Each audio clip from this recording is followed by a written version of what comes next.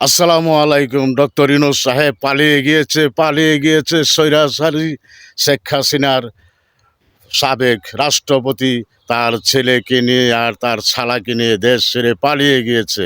এখন কি করা জনাব? কেমন করে পালিয়ে গেল হাজার হাজার বাহিনী রেখে? তোমরা কোথায় ছিলে স্বরাষ্ট্রমন্ত্রী?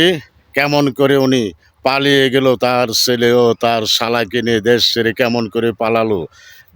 বিমানবন্দর দিয়ে? বিমানবন্দরে কি গার্ড ছিল না?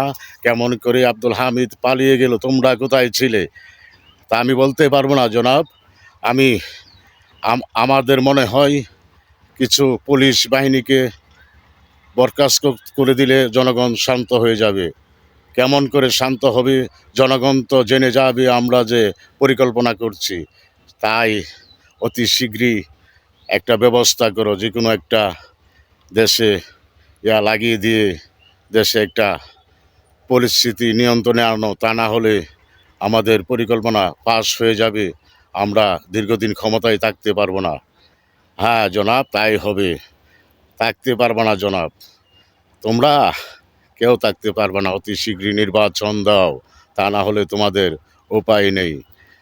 বিএমটির ভারপ্রাপ্ত চেয়ারম্যান বলেছিল না যে নির্বাচন দিতে যতই দেরি হবে ততই দেশের মানুষ অশান্তিতে বসবাস করবে।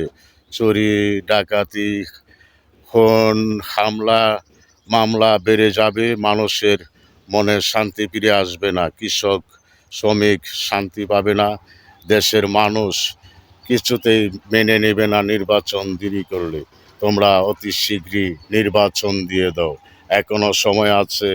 বর্তমান সরকারের উপদেষ্টাগণ তোমাদেরকে বলে দিচ্ছি, অতি শীঘ্রই নির্বাচন দিয়ে দাও, তা না হলে দেশে আরও বিশৃঙ্খলা বেড়ে যাবে। সাবধান হয়ে যাও।